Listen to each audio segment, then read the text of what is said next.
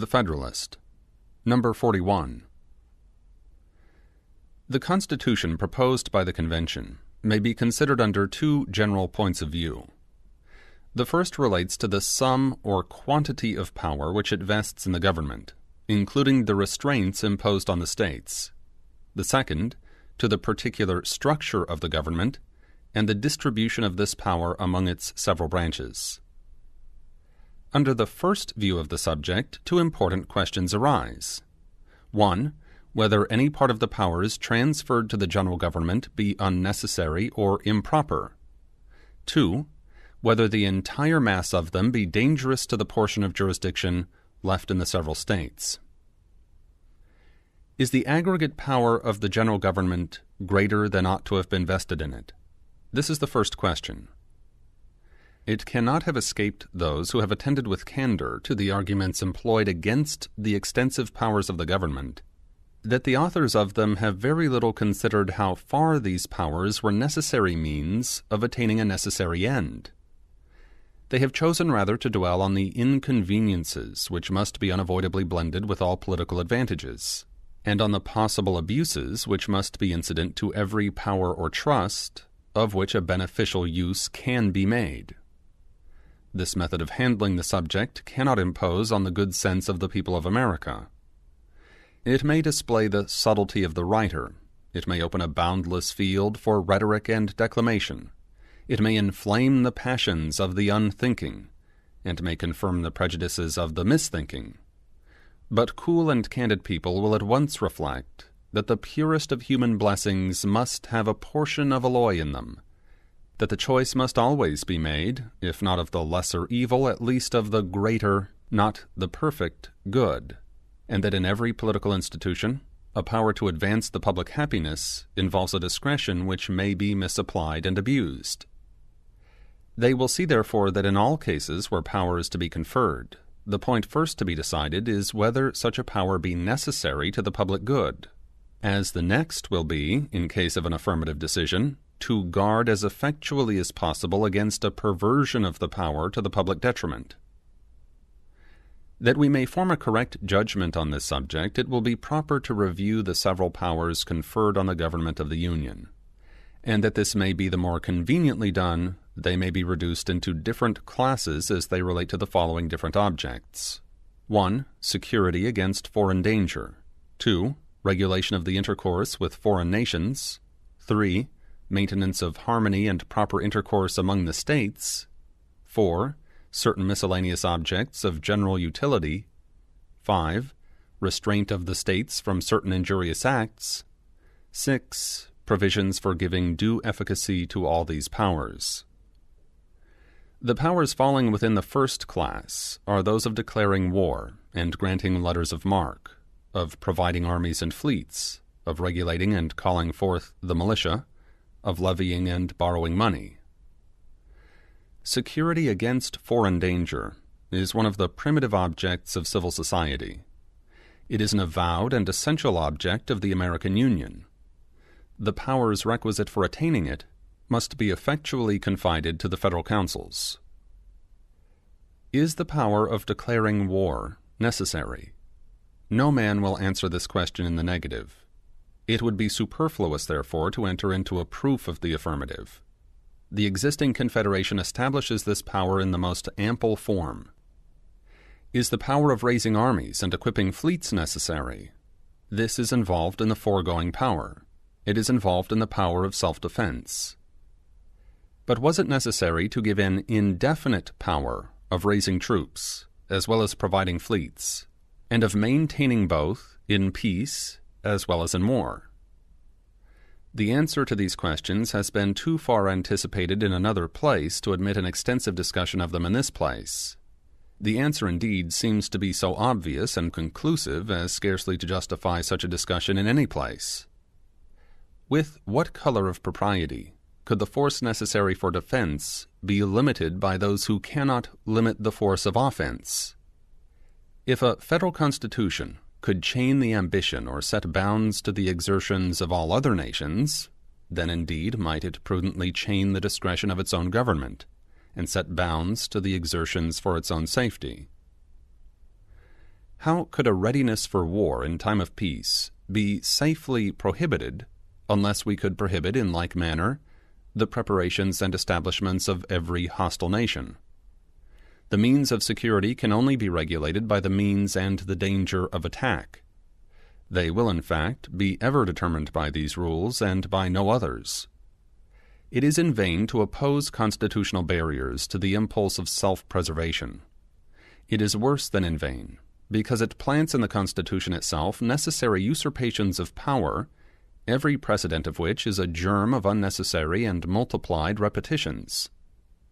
If one nation maintains constantly a disciplined army, ready for the service of ambition or revenge, it obliges the most pacific nations who may be within the reach of its enterprises to take corresponding precautions. The 15th century was the unhappy epoch of military establishments in the time of peace. They were introduced by Charles VII of France. All Europe has followed or been forced into the example. Had the example not been followed by other nations, all Europe must long ago have worn the chains of a universal monarch. Were every nation except France now to disband its peace establishments, the same event might follow. The veteran legions of Rome were an overmatch for the undisciplined valor of all other nations, and rendered her the mistress of the world. Not the less true is it that the liberties of Rome proved the final victim to her military triumphs, and that the liberties of Europe, as far as they ever existed, have, with few exceptions, been the price of her military establishments. A standing force, therefore, is a dangerous, at the same time that it may be a necessary, provision. On the smallest scale, it has its inconveniences. On an extensive scale, its consequences may be fatal.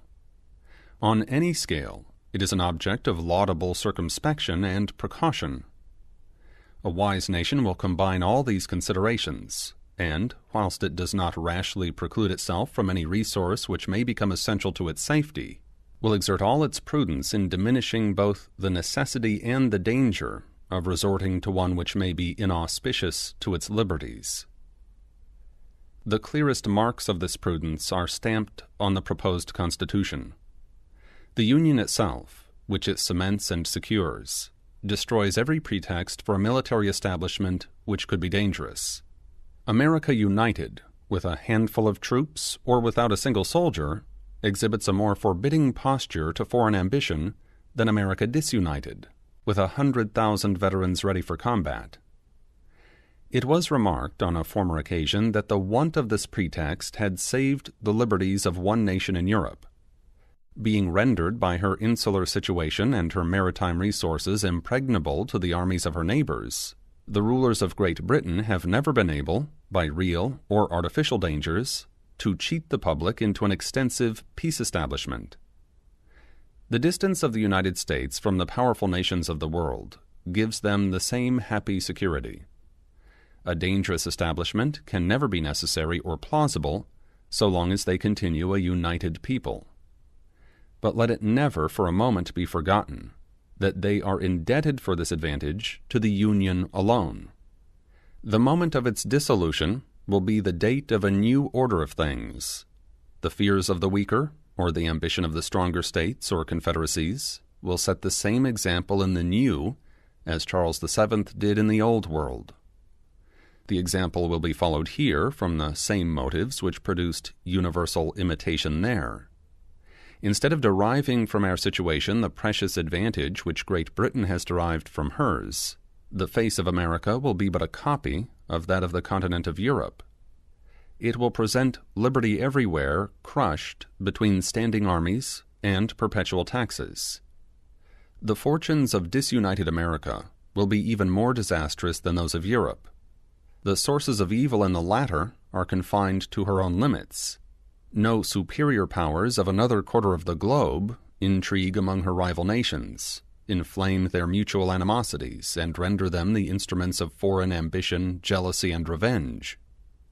In America, the miseries springing from her internal jealousies, contentions, and wars would form a part only of her lot. A plentiful addition of evils would have their source in that relation in which Europe stands to this quarter of the earth, and which no other quarter of the earth bears to Europe. This picture of the consequences of disunion cannot be too highly colored or too often exhibited. Every man who loves peace, every man who loves his country, every man who loves liberty, ought to have it ever before his eyes that he may cherish in his heart a due attachment to the Union of America, and be able to set a due value on the means of preserving it. Next to the effectual establishment of the Union, the best possible precaution against danger from standing armies is a limitation of the term for which revenue may be appropriated to their support. This precaution the Constitution has prudently added. I will not repeat here the observations which I flatter myself have placed this subject in a just and satisfactory light, but it may not be improper to take notice of an argument against this part of the Constitution which has been drawn from the policy and practice of Great Britain. It is said that the continuance of an army in that kingdom requires an annual vote of the legislature, whereas the American Constitution has lengthened this critical period to 2 years. This is the form in which the comparison is usually stated to the public. But is it a just form? Is it a fair comparison? Does the British Constitution restrain the parliamentary discretion to 1 year? Does the American impose on the Congress appropriations for 2 years? On the contrary, it cannot be unknown to the authors of the fallacy themselves that the British Constitution fixes no limit whatever to the discretion of the legislature, and that the American ties down the legislature to 2 years, as the longest admissible term. Had the argument from the British example been truly stated, it would have stood thus: the term for which supplies may be appropriated to the army establishment, though unlimited by the British Constitution, has nevertheless in practice been limited by parliamentary discretion to a single year. Now, if in Great Britain, where the House of Commons is elected for 7 years, where so great a proportion of the members are elected by so small a proportion of the people, where the electors are so corrupted by the representatives, and the representatives so corrupted by the crown, the representative body can possess a power to make appropriations to the army for an indefinite term, without desiring or without daring to extend the term beyond a single year, ought not suspicion herself to blush in pretending that the representatives of the United States, elected freely by the whole body of the people, every 2nd year, cannot be safely entrusted with the discretion over such appropriations, expressly limited to the short period of 2 years? A bad cause seldom fails to betray itself. Of this truth, the management of the opposition to the federal government is an unvaried exemplification. But among all the blunders which have been committed, none is more striking than the attempt to enlist on that side the prudent jealousy entertained by the people of standing armies. The attempt has awakened fully the public attention to that important subject, and has led to investigations which must terminate in a thorough and universal conviction, not only that the Constitution has provided the most effectual guards against danger from that quarter, but that nothing short of a Constitution fully adequate to the national defense and the preservation of the Union can save America from as many standing armies as it may be split into states or confederacies, and from such a progressive augmentation of these establishments in each as will render them as burdensome to the properties and ominous to the liberties of the people as any establishment that can become necessary under a united and efficient government must be tolerable to the former and safe to the latter. The palpable necessity of the power to provide and maintain a navy has protected that part of the Constitution against a spirit of censure, which has spared few other parts. It must indeed be numbered among the greatest blessings of America that as her Union will be the only source of her maritime strength, so this will be a principal source of her security against danger from abroad. In this respect, our situation bears another likeness to the insular advantage of Great Britain. The batteries most capable of repelling foreign enterprises on our safety are happily such as can never be turned by a perfidious government against our liberties. The inhabitants of the Atlantic frontier are all of them deeply interested in this provision for naval protection, and if they have hitherto been suffered to sleep quietly in their beds, if their property has remained safe against the predatory spirit of licentious adventurers, if their maritime towns have not yet been compelled to ransom themselves from the terrors of a conflagration by yielding to the exactions of daring and sudden invaders, these instances of good fortune are not to be ascribed to the capacity of the existing government for the protection of those from whom it claims allegiance, but to causes that are fugitive and fallacious. If we accept perhaps Virginia and Maryland, which are peculiarly vulnerable on their eastern frontiers, no part of the Union ought to feel more anxiety on this subject than New York. Her seacoast is extensive. A very important district of the state is an island. The state itself is penetrated by a large navigable river for more than 50 leagues. The great emporium of its commerce, the great reservoir of its wealth, lies every moment at the mercy of events, and may almost be regarded as a hostage for ignominious compliances with the dictates of a foreign enemy, or even with the rapacious demands of pirates and barbarians. Should a war be the result of the precarious situation of European affairs, and all the unruly passions attending it be let loose on the ocean, our escape from insults and depredations not only on that element, but every part of the other bordering on it, will be truly miraculous.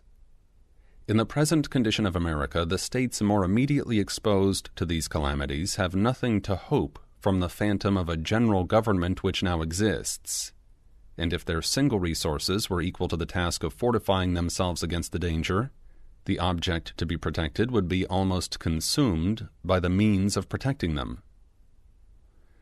The power of regulating and calling forth the militia has been already sufficiently vindicated and explained. The power of levying and borrowing money, being the sinew of that which is to be exerted in the national defense, is properly thrown into the same class with it. This power also has been examined already with much attention, and has, I trust, been clearly shown to be necessary, both in the extent and form given to it by the Constitution. I will address one additional reflection, only to those who contend that the power ought to have been restrained to external taxation, by which they mean taxes on articles imported from other countries. It cannot be doubted that this will always be a valuable source of revenue, that for a considerable time it must be a principal source, that at this moment it is an essential one. But we may form very mistaken ideas on this subject if we do not call to mind in our calculations that the extent of revenue drawn from foreign commerce must vary with the variations, both in the extent and the kind of imports, and that these variations do not correspond with the progress of population, which must be the general measure of the public wants. As long as agriculture continues the sole field of labor, the importation of manufactures must increase as the consumers multiply. As soon as domestic manufactures are begun by the hands not called for by agriculture, the imported manufactures will decrease as the numbers of people increase. In a more remote stage, the imports may consist in a considerable part of raw materials, which will be wrought into articles for exportation, and will therefore require rather the encouragement of bounties than to be loaded with discouraging duties. A system of government meant for duration ought to contemplate these revolutions and be able to accommodate itself to them. Some, who have not denied the necessity of the power of taxation, have grounded a very fierce attack against the Constitution on the language in which it is defined.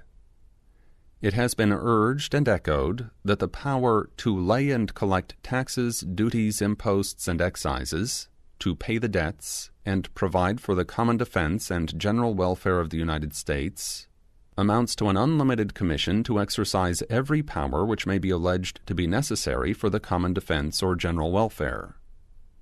No stronger proof could be given of the distress under which these writers labor for objections than their stooping to such a misconstruction. Had no other enumeration or definition of the powers of the Congress been found in the Constitution than the general expressions just cited, the authors of the objection might have had some color for it, though it would have been difficult to find a reason for so awkward a form of describing an authority to legislate in all possible cases. A power to destroy the freedom of the press, the trial by jury, or even to regulate the course of descents, or the forms of conveyances, must be very singularly expressed by the terms to raise money for the general welfare. But what color can the objection have when a specification of the objects alluded to by these general terms immediately follows, and is not even separated by a longer pause than a semicolon? If the different parts of the same instrument ought to be so expounded as to give meaning to every part which will bear it, shall one part of the same sentence be excluded altogether from a share in the meaning, and shall the more doubtful and indefinite terms be retained in their full extent, and the clear and precise expressions be denied any signification whatsoever? For what purpose could the enumeration of particular powers be inserted, if these and all others were meant to be included in the preceding general power? Nothing is more natural nor common than first to use a general phrase and then to explain and qualify it by a recital of particulars. But the idea of an enumeration of particulars which neither explain nor qualify the general meaning, and can have no other effect than to confound and mislead, is an absurdity which, as we are reduced to the dilemma of charging either on the authors of the objection or on the authors of the Constitution, we must take the liberty of supposing had not its origin with the latter.